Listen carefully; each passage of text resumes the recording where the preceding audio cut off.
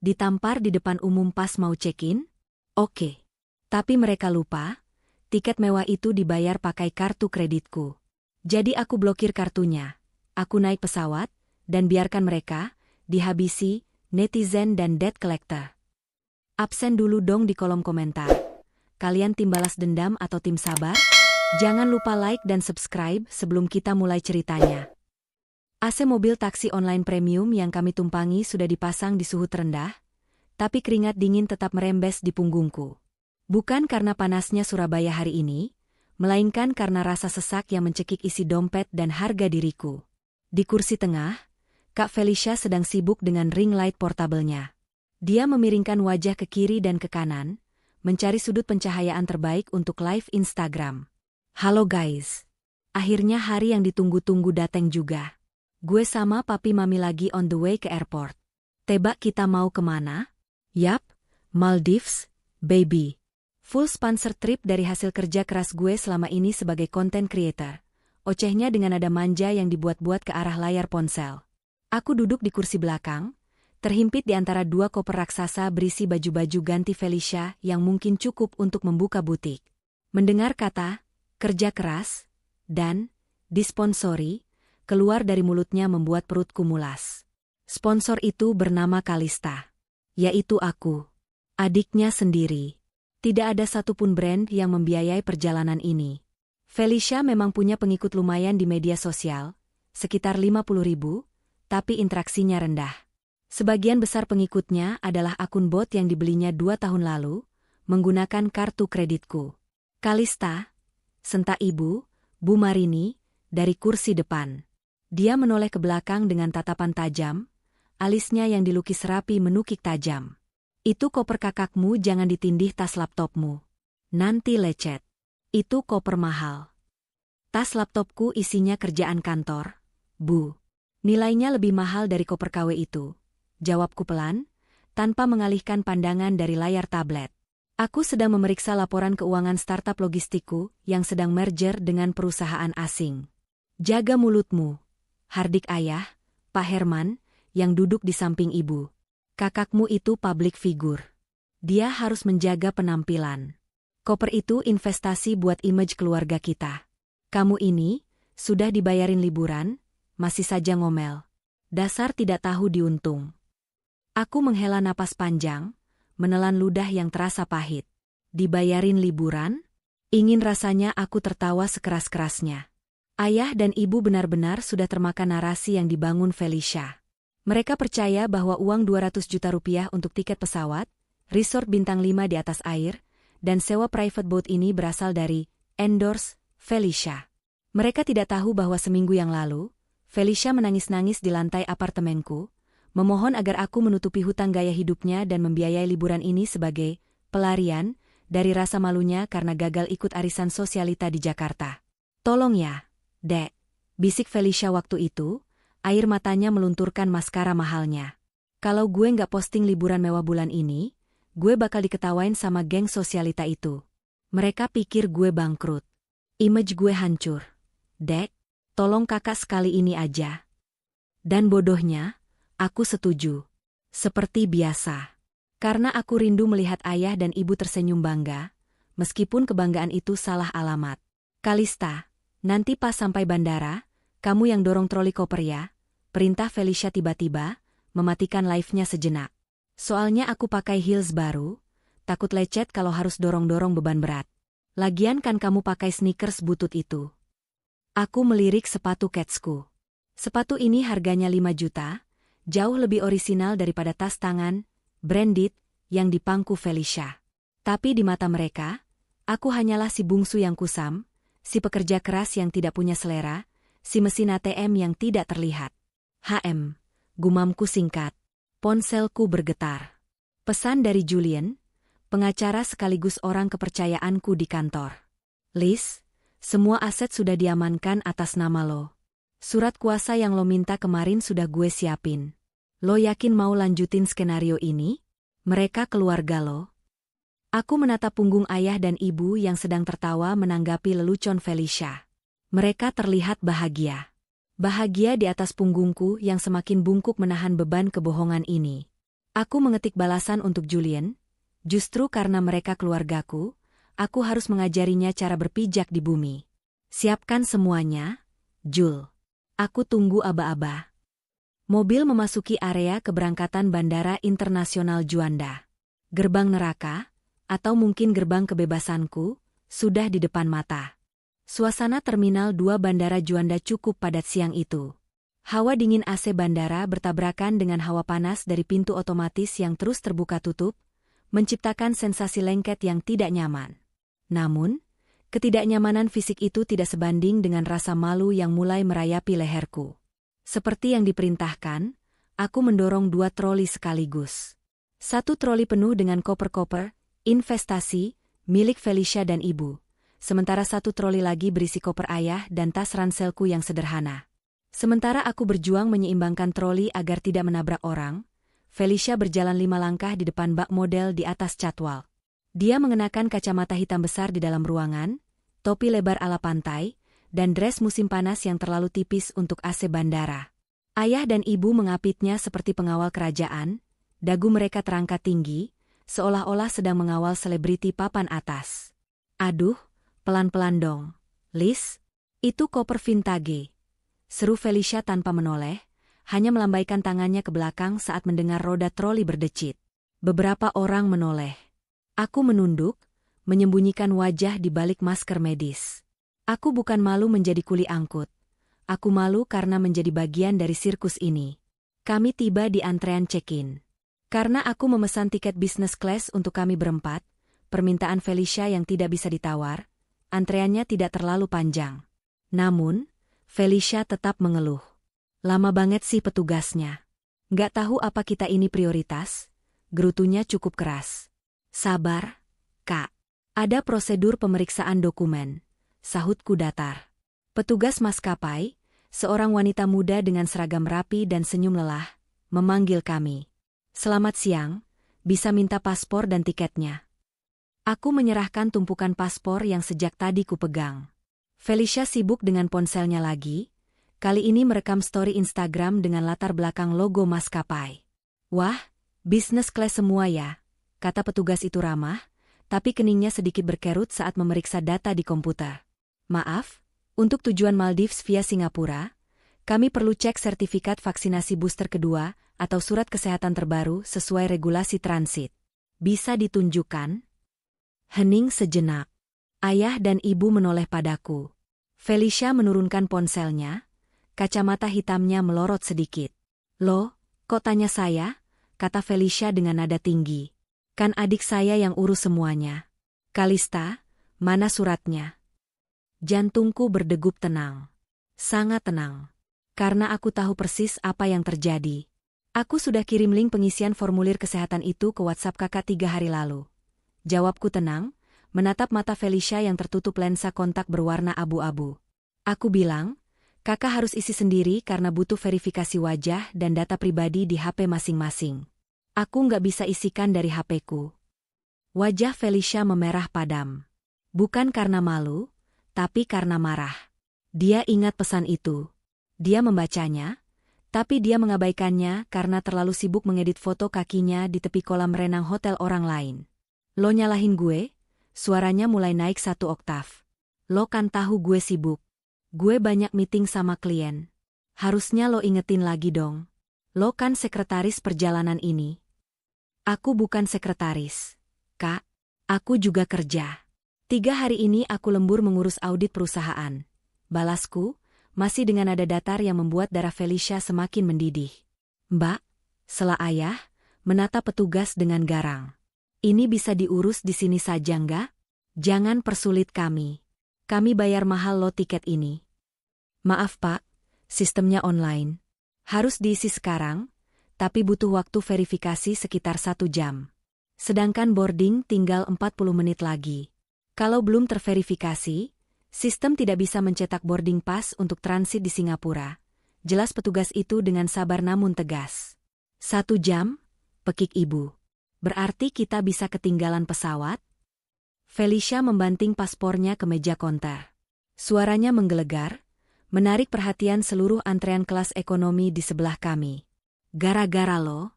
Gara-gara lo nggak becus ngurusin hal sepele gini, liburan gue bisa gagal. Lo sengaja ya mau nyabotase gue? Lo iri kan sama kesuksesan gue? Aku menarik napas panjang. Aroma parfum Felicia yang menyengat bercampur dengan bau kepalsuan yang selama ini kami hidupi. Aku sudah mengingatkan. Kakak yang... Diam. Kata, diam, itu tidak datang sendirian. Ia datang bersamaan dengan ayunan tangan kanan Felicia yang mendarat telak di pipi kiriku. Plah, bunyinya nyaring. Sangat nyaring hingga mampu membungkam keriuhan di Terminal 2 Bandara Juanda. Rasanya panas. Perih.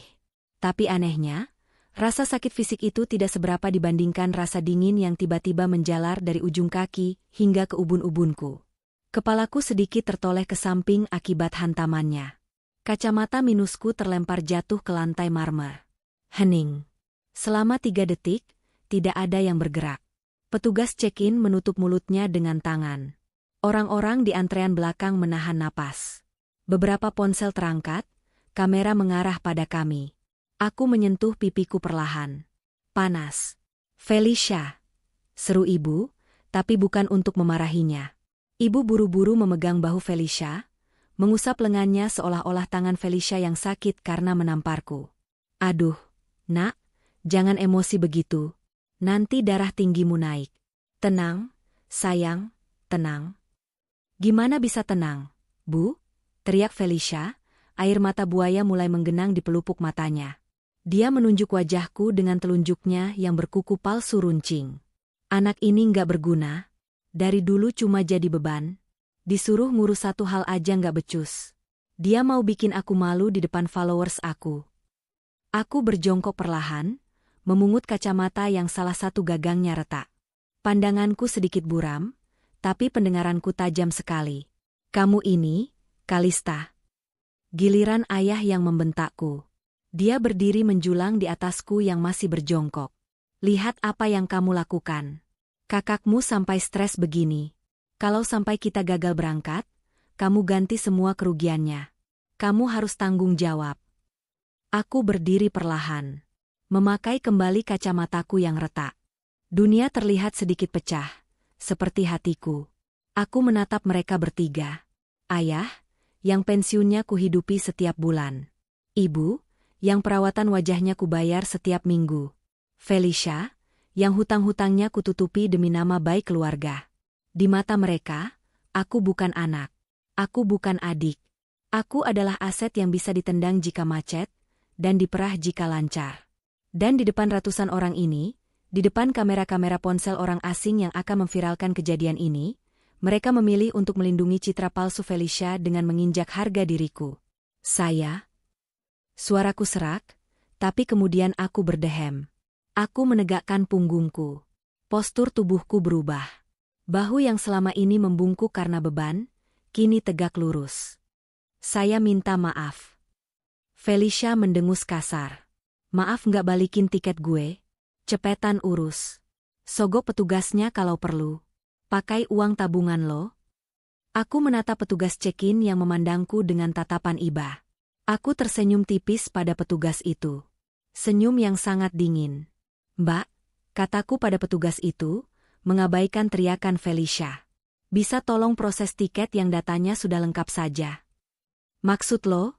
Tanya Felicia, matanya menyipit. Data saya lengkap, kataku tenang, mengeluarkan ponselku dan menunjukkan kode QR vaksinasi dan formulir kesehatan yang sudah terverifikasi sempurna. Data Kak Felicia, ayah, dan ibu belum lengkap. Jadi, tolong proses tiket saya saja sekarang. Apa-apaan kamu?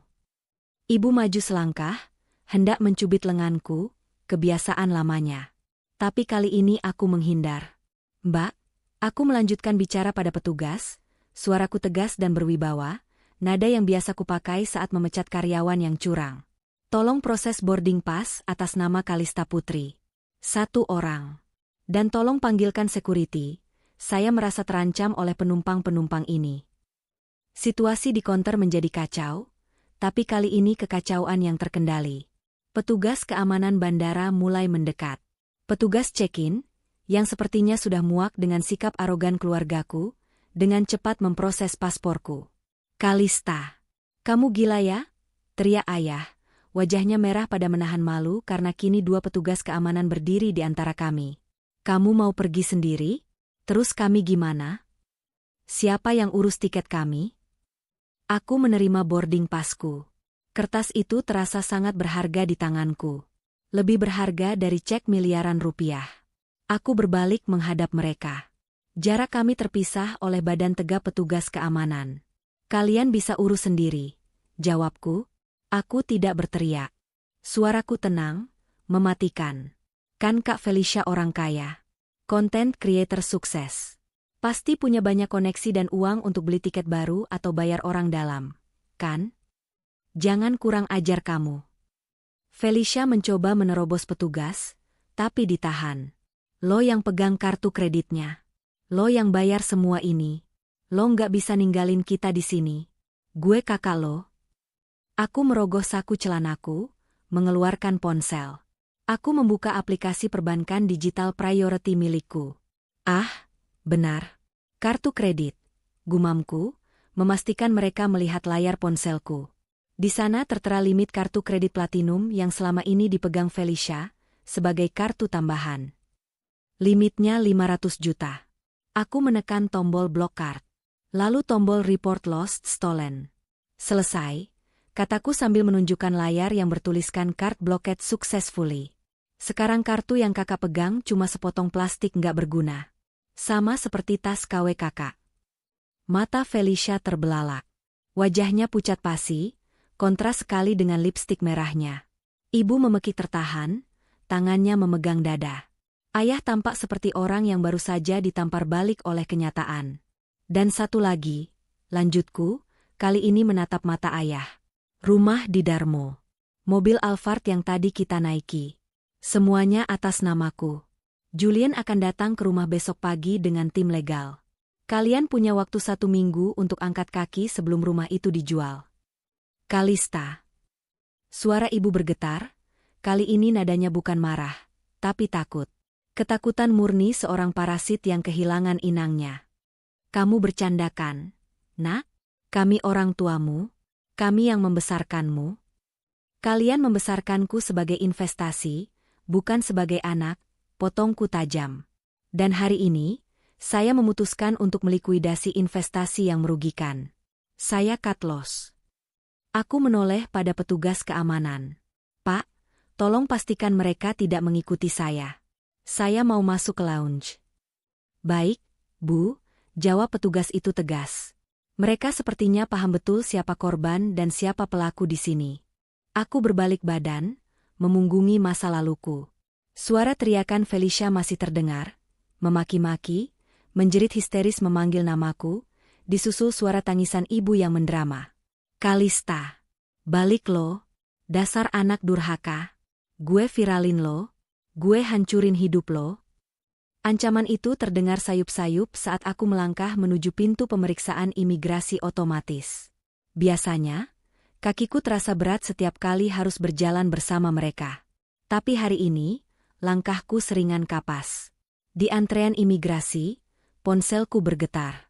Notifikasi dari aplikasi maskapai masuk. Your trip to Maldives is confirmed. Lalu notifikasi lain dari bank. Transaction declined. IDR 15 juta at Juanda Airport Ticketing Office. Aku tersenyum. Rupanya Felicia mencoba membeli tiket baru di loket penjualan dengan kartu yang sudah kublokir. Bodoh. Dia bahkan tidak sadar kalau dia tidak punya uang sepeser pun di rekening pribadinya sendiri. Aku melewati gerbang imigrasi. Scan paspor. Pintu terbuka. Saat berjalan menuju Blue Sky Lounge, aku melewati sebuah kaca besar yang memantulkan bayanganku. Di sana, aku melihat seorang wanita muda dengan kemeja putih sederhana, celana jeans, dan sepatu kets. Pipinya sedikit merah bekas tamparan. Kacamatanya retak. Tapi matanya hidup. Untuk pertama kalinya dalam 28 tahun, matanya tidak terlihat lelah. Aku masuk ke dalam lounge, memesan segelas ice lemon tea, dan duduk di sofa yang menghadap ke landasan pacu. Pesawat Singapore Airlines yang akan membawaku sudah terparkir di sana. Aku mengeluarkan ponsel, membuka Instagram. Sesuai dugaan, Sebuah akun gosip lokal Surabaya baru saja mengunggah video. Judulnya, heboh. Influencer Surabaya Feli_Broto tampar asisten di bandara, ternyata adiknya sendiri. Komentar-komentar mulai membanjir. Loh, itu kan CEO-nya Kalista Logistics? Gila, adiknya ternyata CEO? Sombong banget kakaknya, padahal tasnya KW tuh, kelihatan dari jahitannya. Kasihan adiknya, diam aja ditampar. Aku tidak merasa kasihan pada diriku sendiri lagi. Aku menutup aplikasi Instagram, lalu membuka WhatsApp. Aku mengirim pesan suara ke Julien. Jul, mereka sudah tertahan di luar. Rencana B jalan. Pastikan semua vendor penagih hutang Felicia tahu kalau dia ada di bandara sekarang dan gagal berangkat. Share lokasi terkini mereka. Siap, bos. Enjoy your holiday, balas Julien cepat. Aku menyeruput lemon tea-ku. Rasanya asam, manis, dan segar. Persis seperti rasa balas dendam. Panggilan boarding terdengar.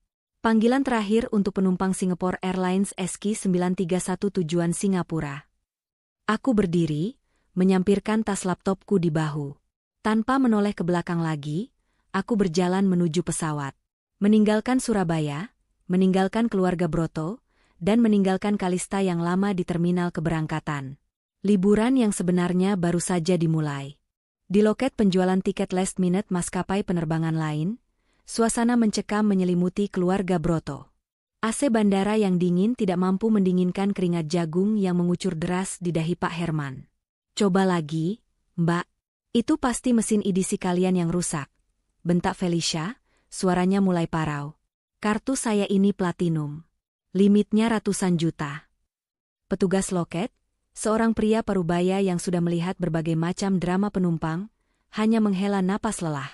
Dia menggesek kartu itu untuk ketiga kalinya. Hasilnya tetap sama. Transaction declined.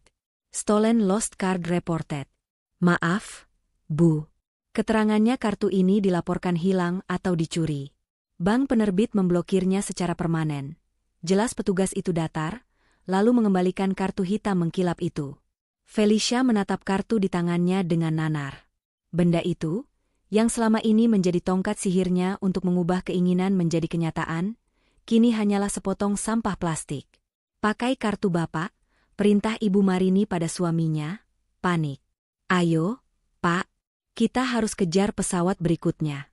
Kita nggak bisa pulang sekarang, muka kita mau ditaruh di mana? Pak Herman merogoh dompet kulitnya dengan tangan gemetar.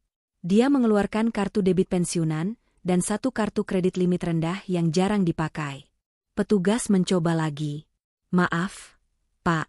Saldonya tidak cukup untuk 3 tiket business class ke Maldives. Bahkan untuk ekonomi pun kurang. Hening.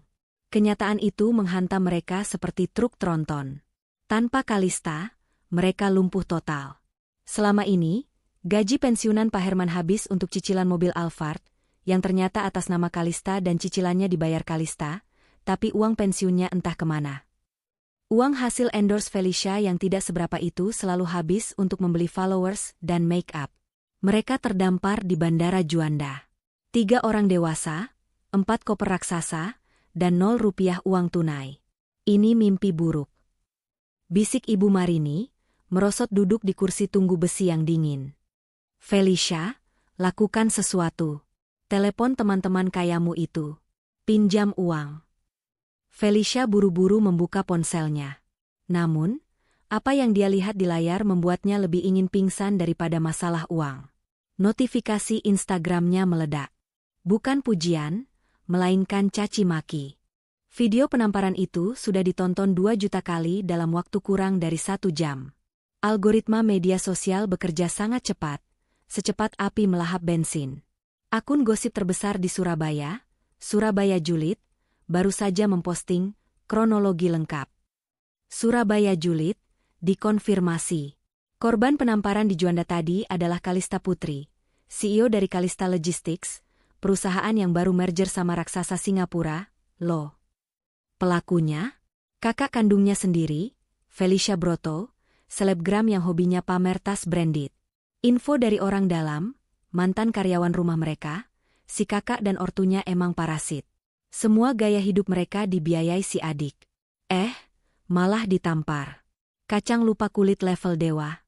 Wajah cemberut api Justice for Kalista selebgram BPJS. Kolom komentar Felicia penuh dengan serangan brutal. Mbak, tas Hermesnya palsu ya? Jahitannya miring tuh di selide 3. Gaya elit, ekonomi sulit, attitude pahit. Pantesan adiknya kabur. Good job Kalista. Tinggalin aja keluarga toksik gitu. Woi, balikin duit arisan gue. Katanya mau ke Maldives, taunya ketahan di bandara. Jangan-jangan mau kabur ya? Komentar terakhir itu membuat mata Felicia melotot. Jantungnya seakan berhenti berdetak. Mampus. Desis Felicia. Kenapa? Fel? Ada yang mau pinjami uang? Tanya Pak Herman penuh harap. Bukan, yah. Itu, anggota arisan sosialita. Suara Felicia bergetar hebat. Mereka tahu aku di sini. Mereka pikir aku mau kabur bawa lari uang arisan. Apa? Pekik Ibu Marini. Kamu pakai uang arisan itu. Aku pinjam sebentar buat beli tiket ini, Bu. Niatnya mau diganti pakai kartu kredit Kalista nanti pas di sana. Tapi kan kartunya diblokir. Felicia mulai menangis histeris. Belum sempat mereka mencerna bencana itu, keributan terdengar dari arah pintu masuk keberangkatan. Sekelompok ibu-ibu dengan pakaian modis namun wajah garang sedang berjalan cepat, mata mereka menyisir area bandara seperti radar. Itu dia, teriak salah satu wanita berbaju merah menyala sambil menunjuk Felicia. Itu Bu Siska, ketua arisan, didampingi 5 anggotanya. Dan di belakang mereka, 2 orang pria berbadan tegap, bukan polisi, tapi debt collector swasta. Julian, sang pengacara, ternyata bekerja sangat efisien. Sesuai instruksi Kalista, dia telah membocorkan lokasi Felicia kepada para kreditur tepat saat Kalista memblokir kartu. Kekacauan di Terminal 2 Juanda naik ke level baru. Felicia Broto. Bu Siska berteriak, suaranya menggema mengalahkan pengumuman boarding. Dia menerobos antrean dan langsung mencengkeram lengan Felicia. Mau lari kemana kamu? Hah? Bawa kabur uang 500 juta kami? Tante, tunggu, tante salah paham. Felicia mencoba melepaskan diri, tapi koper-kopernya menghalangi jalan lari. Topi pantainya jatuh, terinjak-injak kerumunan. Salah paham gundulmu, timpal ibu-ibu lain. Kami lihat di Instagram. Kamu mau foya-foya di Maldives pakai uang kami kan? Untung ada yang posting video kamu ditolak terbang. Bayar sekarang. Pak Herman mencoba membela diri, memasang badan layaknya seorang patriark yang berwibawa. Ibu-ibu, harap tenang. Ini tempat umum. Kita bicarakan baik-baik. Saya Herman Broto, pensiunan pejabat. Halah, pejabat apanya? Potong salah satu debt collector pria, maju mendekat. Dia tidak berteriak, tapi suaranya yang berat dan rendah jauh lebih menakutkan. Pak Herman, Bapak juga tanda tangan sebagai penjamin hutang anak Bapak di koperasi simpan pinjam, maju mundur. Sudah nunggak 6 bulan, bunganya sudah berbunga lagi. Total 150 juta. Mau bayar sekarang atau kami ikut Bapak pulang? Wajah Pak Herman pucat, warnanya sama dengan ubin lantai. Rahasia yang dia simpan, bahwa dia juga terlilit hutang judi online demi gengsi di tongkrongan bapak-bapak komplek, kini terbongkar di depan istri dan anaknya. Bapak punya hutang juga? Tanya Ibu Marini lirih, tatapannya kosong. Dunianya runtuh. Suami yang dia banggakan, anak yang dia agungkan, keduanya ternyata hanyalah penipu. Petugas keamanan bandara, AFSEC, dan 1 polisi militer yang bertugas akhirnya datang melerai. Kerumunan penonton semakin banyak. Kamera ponsel di mana-mana. Kali ini, tidak ada Kalista yang menjadi tameng. Tidak ada Kalista yang membereskan kekacauan. Mereka telanjang bulat di hadapan hukum sosial. Bapak, Ibu, dan Saudari Felicia, tolong ikut kami ke pos keamanan, kata petugas AFSEC tegas. Dan kalian ibu-ibu, selesaikan masalah hutang piutang di luar area bandara atau di kantor polisi. Jangan bikin keributan di sini. Keluarga Broto digiring seperti tahanan. Felicia menunduk dalam-dalam, rambutnya acak-acakan. Dia tahu, Karirnya sebagai influencer sudah tamat hari ini. 2 jam kemudian, mereka dilepaskan dari pos keamanan setelah menandatangani surat pernyataan tidak akan membuat keributan lagi. Namun, Bu Siska dan para debt collector tidak pergi. Mereka menunggu di luar pintu kedatangan, siap membuntuti kemanapun keluarga itu pergi. Masalah baru muncul. Bagaimana cara pulang? Semua aplikasi taksi online di ponsel Felicia terhubung ke kartu kredit Kalista. Akunnya sudah suspended karena gagal bayar tagihan otomatis. Dompet Pak Herman kosong. Kita naik taksi bandara biasa, kata Pak Herman lemah. Nanti bayar di rumah. Ambil uang simpanan ibu di laci lemari. Uang simpanan apa, Pak? Ibu Marini mulai menangis lagi. Uang di laci itu sudah ibu pakai buat beli krim wajah bulan lalu. Kan ibu pikir Kalista bakal kasih uang bulanan lagi tanggal 1 kemarin. Tapi dia nggak transfer. Mereka saling pandang. Keheningan yang menyakitkan. Akhirnya, mereka terpaksa menggadaikan jam tangan branded, satu-satunya yang asli, milik Felicia di sebuah toko emas kecil di dekat bandara dengan harga sangat murah. Hanya cukup untuk ongkos taksi dan makan malam nasi bungkus. Perjalanan pulang terasa sangat panjang. Mobil taksi biru itu melaju membelah kemacetan Surabaya sore hari. Tidak ada yang bicara. Felicia mengecek ponselnya lagi. Akun Instagramnya sudah hilang. Direport massal oleh netizen dan disuspend oleh pihak Instagram. Sumber penghasilan dan validasi dirinya lenyap dalam 4 jam.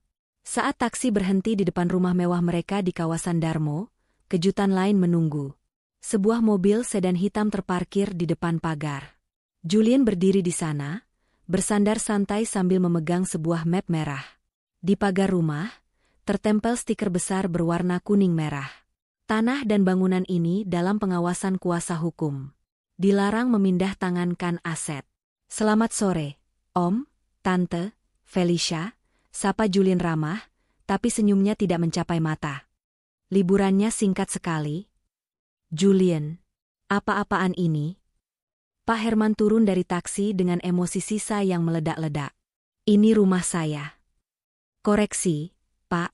Julian membuka mapnya. Ini rumah atas nama Kalista Putri, SH, MKN sertifikat hak milik asli ada di tangan saya. Dan sesuai instruksi klien saya, kalian diberi waktu 7x24 jam untuk mengosongkan rumah ini karena properti ini sudah masuk listing lelang besok pagi. Kamu ngusir kami? Teriak Ibu Marini. Bukan mengusir, Tante. Hanya menghentikan fasilitas gratis, jawab Julian tenang. Kunci cadangan sudah saya ganti kodenya. Kalian masih bisa masuk pakai kunci manual yang kalian bawa, tapi tolong jangan coba-coba jual barang elektronik atau furnitur di dalam. Semua sudah diinventarisir. Kalau ada 1 sendok pun yang hilang, saya lapor polisi atas tuduhan pencurian. Julian menyerahkan surat somasi ke tangan Pak Herman yang gemetar, lalu masuk ke mobilnya dan pergi. Meninggalkan keluarga itu berdiri di trotoar, di depan rumah megah yang kini terasa seperti penjara waktu. Di kejauhan, motor para debt collector mulai terlihat mendekat ke ujung jalan. Dunia di sini berwarna biru. Biru langit, biru laut, dan biru kolam renang infinity yang menyatu dengan cakrawala. Aku melangkah masuk ke dalam villa di atas air itu. Lantainya terbuat dari kaca di beberapa bagian, memperlihatkan ikan-ikan kecil berenang di bawah kakiku. Angin laut menerpa wajahku, membawa aroma garam yang menenangkan. Tidak ada suara klakson. Tidak ada suara teriakan Felicia. Tidak ada bentakan ayah. Aku meletakkan koperku, lalu duduk di tepi dek kayu, mencelupkan kakiku ke air laut yang hangat. Pelayan resort baru saja mengantarkan welcome drink dan handuk dingin beraroma serai. Aku mengambil ponselku. Sinyal wifi di sini sangat kencang.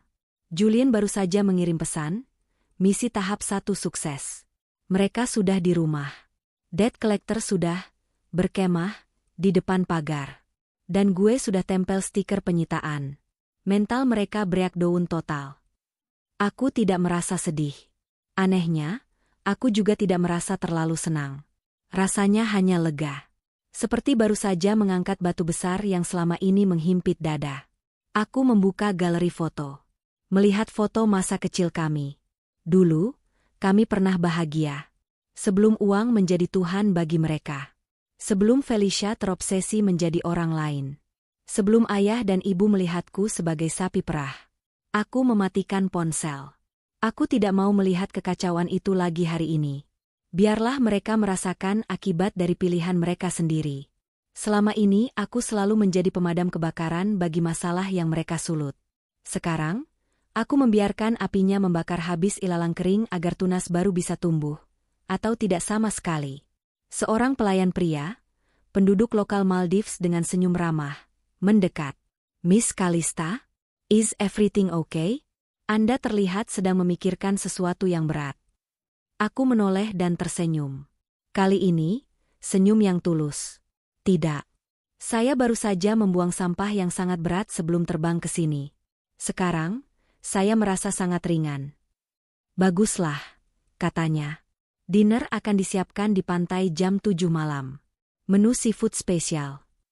Terima kasih, jawabku. Aku membaringkan tubuh di kursi jemur, menatap langit yang mulai berubah jingga. Di Surabaya, mereka mungkin sedang makan nasi bungkus dalam ketakutan.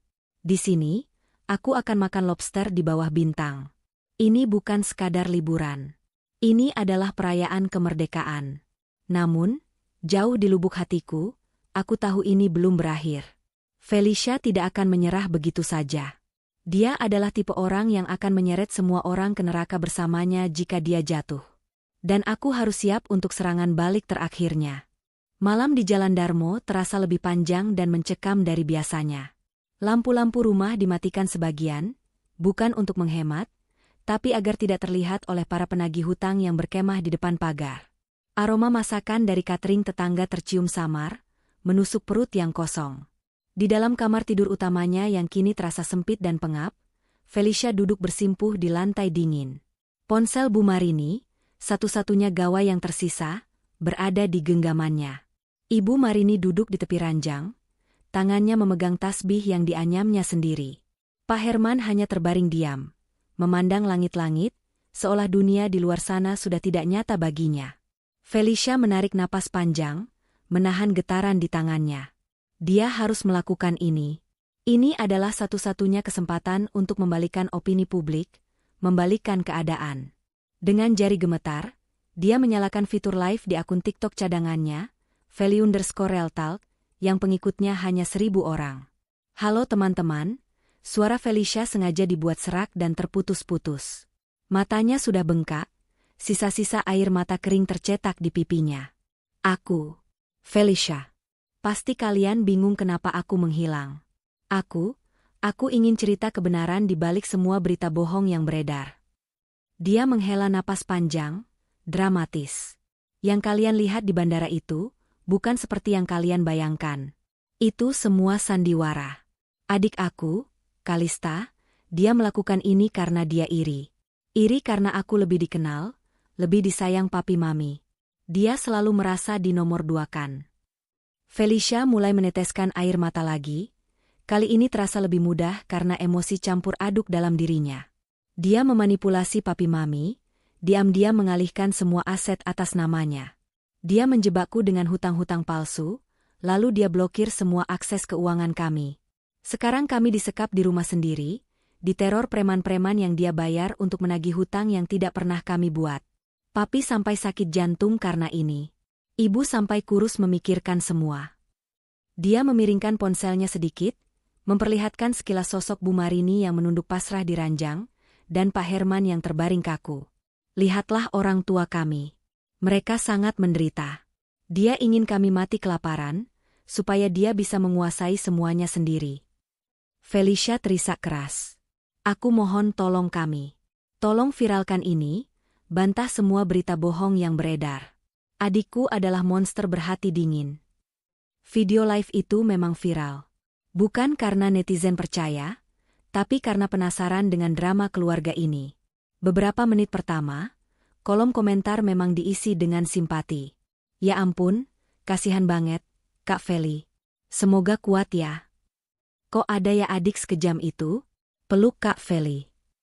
Felicia tersenyum tipis di balik tangisannya. Rencananya berhasil. Dia mematikan live dan bersandar lemas. Dia merasa menang.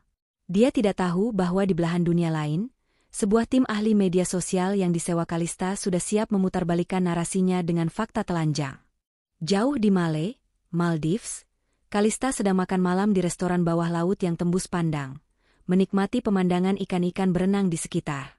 Ponselnya bergetar. Julian mengirim pesan, "Siap-siap, drama kakakmu sudah mulai diputar. Tim sudah bergerak." Kalista hanya tersenyum tipis, melanjutkan santap malamnya. Dia tidak perlu menonton video Felicia untuk tahu apa isinya. Dia sudah menduga skenario playing victim seperti ini. Tepat saat video live Felicia mencapai ratusan ribu penonton, tim media sosial Kalista, bekerja sama dengan Julian, meluncurkan serangan balik yang terencana. Mereka tidak menyerang Felicia secara personal, melainkan membanjiri jagat maya dengan fakta dan data. Julian merilis siaran pers resmi perusahaan Kalista Logistics ke media-media online dan akun-akun gosip besar. Siaran pers itu berisi lampiran. Salinan sertifikat hak milik rumah di Jalan Darmo, yang dengan jelas mencantumkan nama Kalista Putri sebagai pemilik tunggal sejak 5 tahun lalu.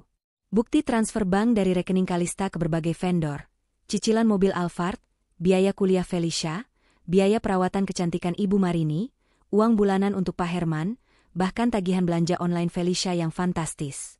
Rekaman CCTV dari bandara, yang Kalista dapatkan dari koneksinya, yang menunjukkan Felicia menampar Kalista, disusul adegan saat Kalista menelepon Julian sebelum masuk gerbang.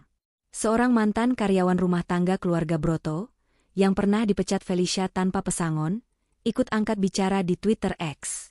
Dia membongkar semua aib Felicia, kebiasaan berhutang, memarahi Kalista, dan memamerkan gaya hidup palsu. Dalam hitungan jam, narasi berubah drastis. Netizen yang tadinya bersimpati mulai berbalik arah. "Gila ah. Dia ngaku dirawat papi mami, padahal itu semua dibayarin adiknya. Fakta transfernya jelas banget. Si adik bayarin oplas hidung kakaknya, tapi kakaknya malah nuduh iri. Sehat lo Feli? Woi, yang di rumah bukan preman sewaan Kalista. Itu debt collector yang nagih uang arisan gue yang lo bawa lari. Felicia? Felicia penipu, justice for Kalista. Usir keluarga parasit itu. Jangan mau diperas." Video Felicia yang baru diunggah itu kini diserbu komentar. Sebagian besar berisi kemarahan, hujatan, dan caci maki. Reputasi Felicia hancur lebur dalam sekejap mata. Akun TikToknya kena report massal, dan dalam beberapa jam, akun itu disuspend oleh TikTok karena pelanggaran komunitas. Felicia kini bukan lagi korban, melainkan penipu yang telanjang bulat di hadapan pengadilan digital. Di rumah di Jalan Darmo, suasana semakin genting. Bukan lagi soal malu, tapi soal keselamatan. Para debt collector dari koperasi dan para korban arisan Felicia mulai kehilangan kesabaran. Mereka memukul-mukul pagar, meneriaki nama Felicia dan Pak Herman. "Keluar kalian penipu. Keluar." Terdengar suara kaca pecah dari arah dapur. Seseorang melemparkan botol ke arah jendela. Pak Herman yang sejak tadi duduk di sofa, tiba-tiba memegang dadanya. Wajahnya yang sudah pucat kini bertambah putih seperti kapas. Napasnya terengah-engah. "Ma, dada Bapak sakit sekali." Rintihnya, suaranya sangat lemah. Matanya memandang Ibu Marini dengan tatapan putus asa. "Bapak, Pak." Ibu Marini menjerit histeris. Dia buru-buru memeluk suaminya. "Felicia, bapakmu pingsan. Cepat panggil ambulans." Felicia yang sedang bersembunyi di kamar mandi, mendengar teriakan ibunya. Dia keluar dengan panik, melihat ayahnya tergeletak di lantai dengan mata terpejam. Dia mencoba mencari ponsel ibunya, tapi tangannya gemetar hebat. Dia berusaha menelepon layanan darurat 112, namun jarinya salah menekan nomor. Kepanikan total melumpuhkan otaknya. Di luar rumah, kerumunan semakin liar. Beberapa orang mulai mencoba memanjat pagar, yang lain mencoba mendobrak pintu gerbang. Situasi menjadi sangat berbahaya. Untungnya, tetangga sebelah rumah, seorang pensiunan guru yang selama ini sering melihat Kalista pulang larut malam, akhirnya bertindak. Dia menelepon ambulans dan polisi, tidak peduli dengan drama keluarga Broto, dia hanya tidak ingin ada kekerasan di lingkungan mereka. Tak lama kemudian, sirine ambulans dan mobil polisi terdengar memecah keheningan sore. Masa di depan pagar berangsur-angsur minggir. Gerbang didobrak oleh polisi. Tim medis bergegas masuk.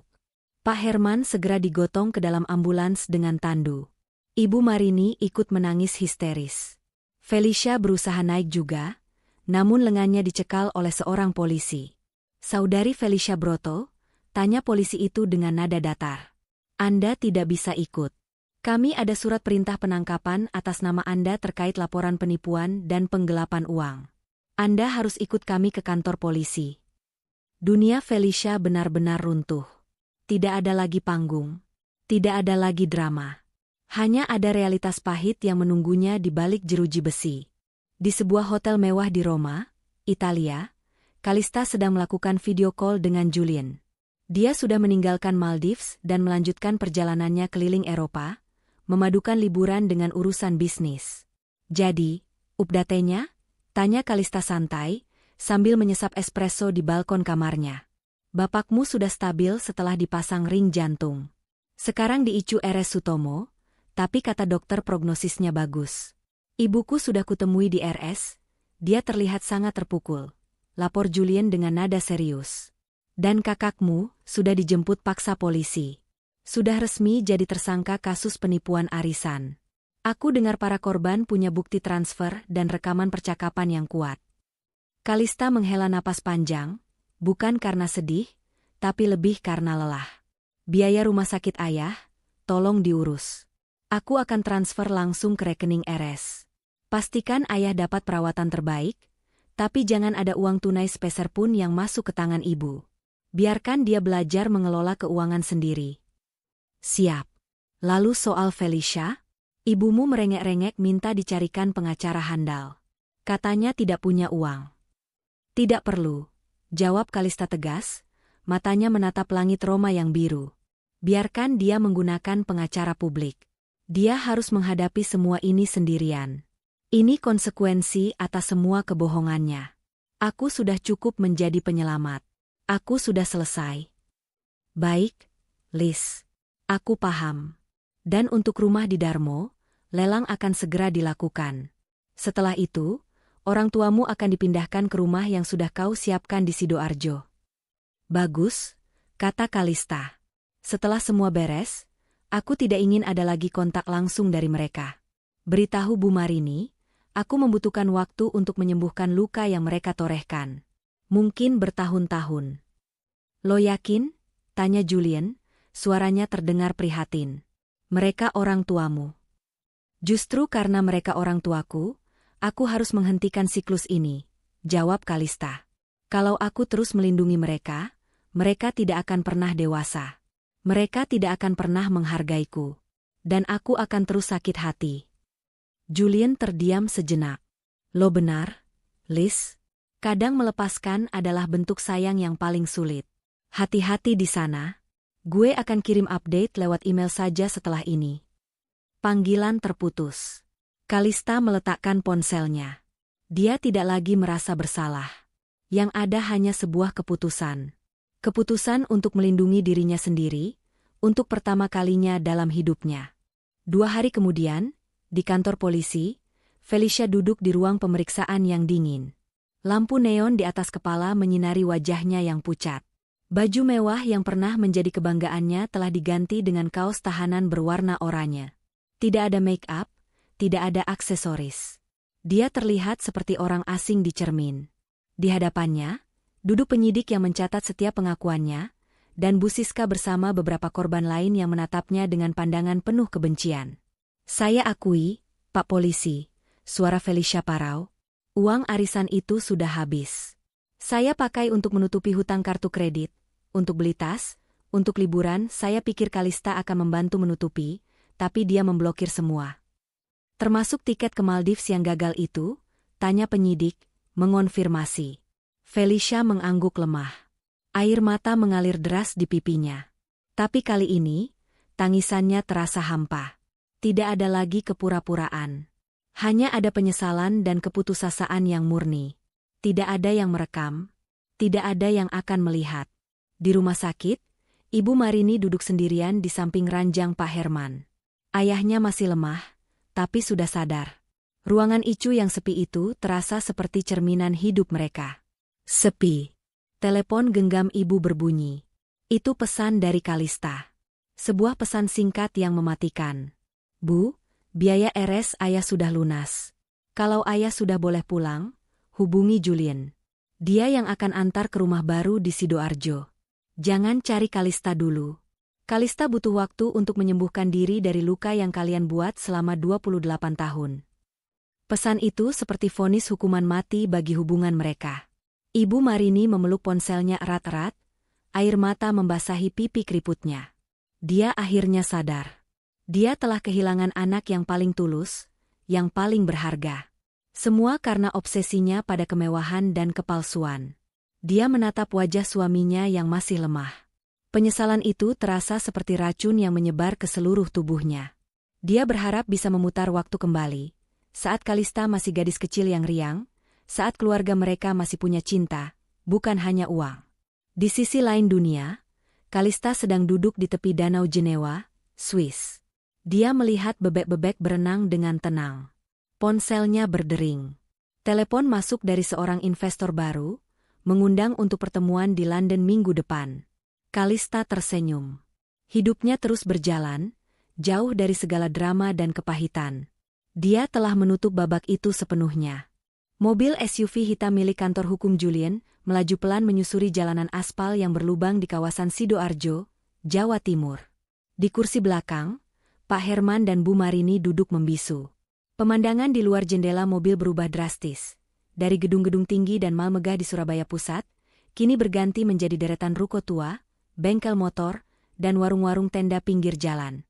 Kita sudah sampai, umumkan Julien datar sambil memutar setir ke kiri, memasuki sebuah komplek perumahan subsidi yang padat. Mobil berhenti di depan sebuah rumah mungil bercat putih pucat dengan pagar besi yang catnya mulai mengelupas di beberapa bagian.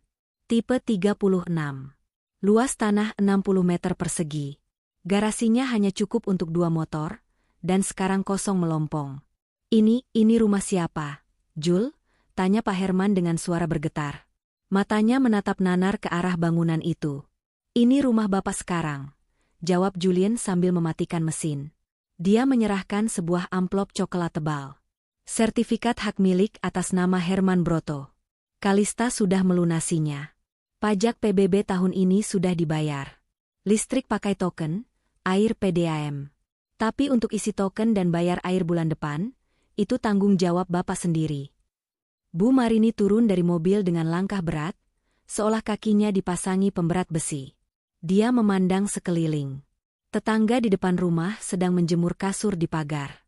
Anak-anak kecil berlarian di jalan sempit sambil berteriak-teriak. Tidak ada satpam yang membukakan gerbang. Tidak ada keheningan eksklusif seperti di Jalan Darmo. Mereka masuk ke dalam. Ruang tamunya sempit, hanya muat satu set sofa kecil dan meja tamu. Di belakangnya langsung menyatu dengan dapur mungil.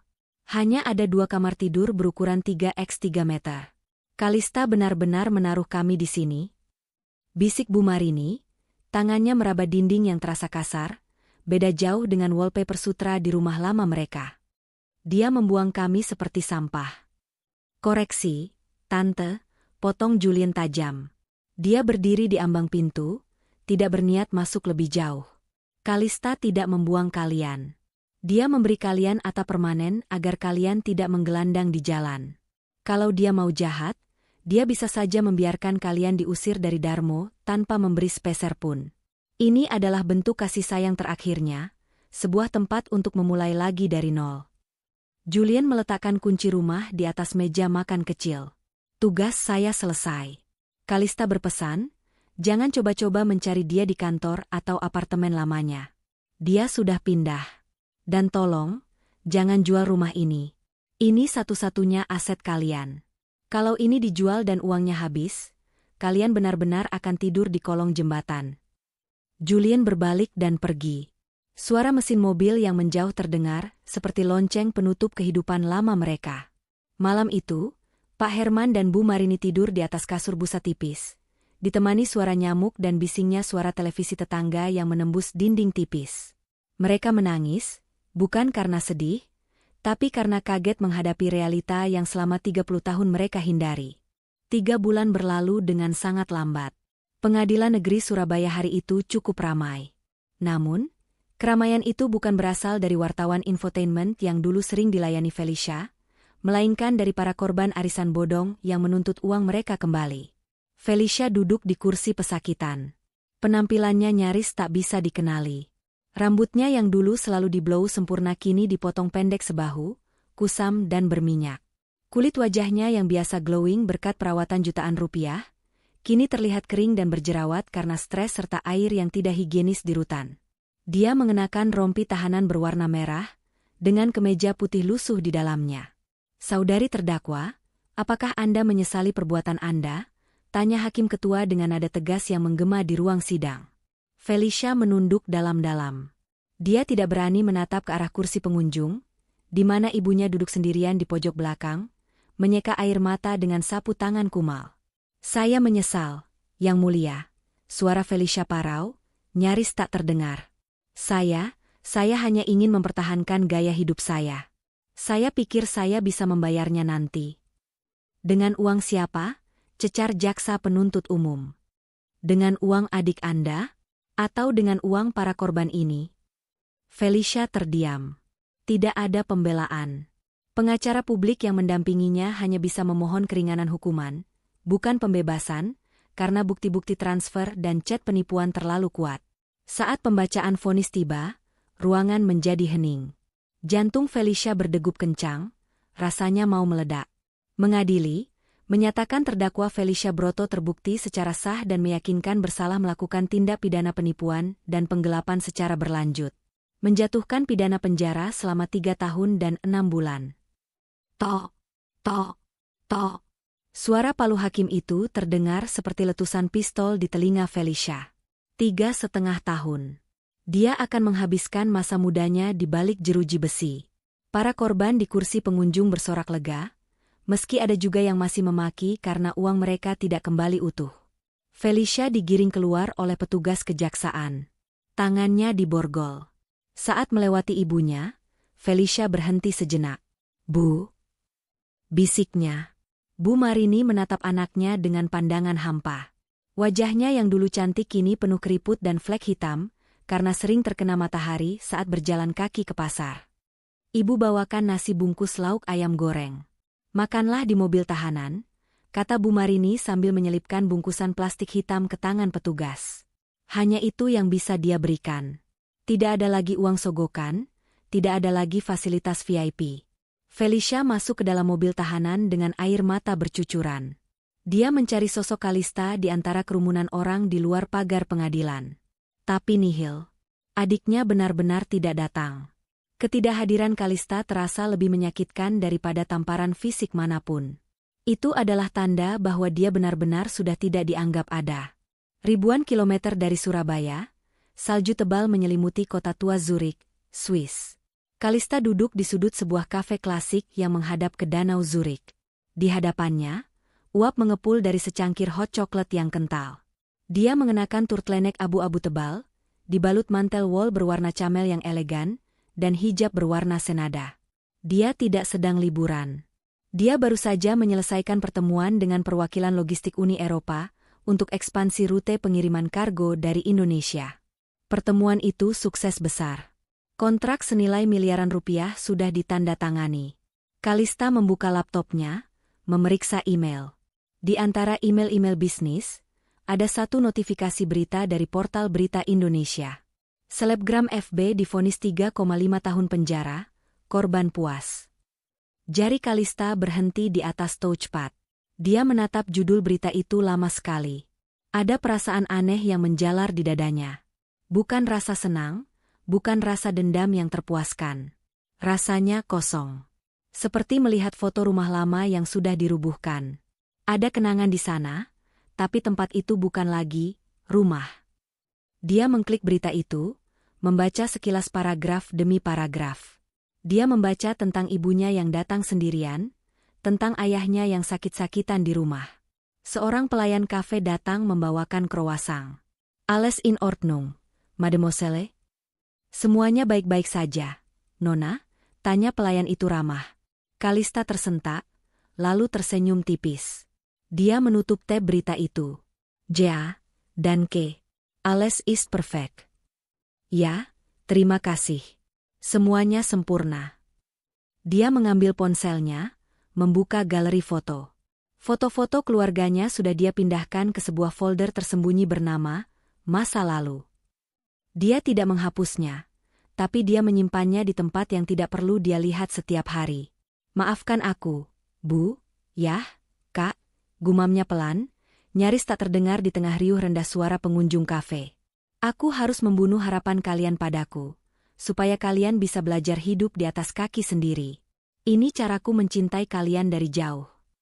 Kalista menyeruput coklat panasnya. Rasanya manis dan menenangkan. Dia melihat keluar jendela, salju turun perlahan. Dia sendirian di negeri asing, tapi untuk pertama kalinya dalam hidupnya, dia merasa utuh. Dia tidak lagi menjadi sapi perah atau adik yang iri. Dia adalah Kalista Putri, wanita merdeka yang dihormati dunia karena kemampuannya, bukan karena uangnya. Kembali ke Sidoarjo. Hidup ternyata adalah guru yang paling kejam.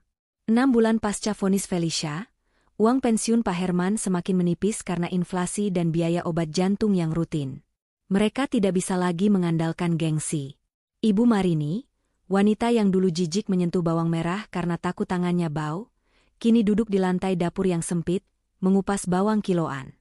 Dia menerima pesanan catering rantangan untuk para buruh pabrik di sekitar perumahan. Harganya murah, untungnya tipis, tapi cukup untuk membeli beras. Bu, gasnya habis, kata Pak Herman yang baru masuk dari teras. Dia baru saja mencoba memperbaiki keran air yang bocor sendiri, sesuatu yang dulu selalu dia suruh tukang untuk kerjakan. Kaosnya basah oleh keringat. Aduh, Pak, uang ibu tinggal 20.000. Itu buat beli tempe besok, keluh Bu Marini, menyeka keringat di dahinya dengan punggung tangan. Ya terus gimana? Masa kita makan nasi mentah?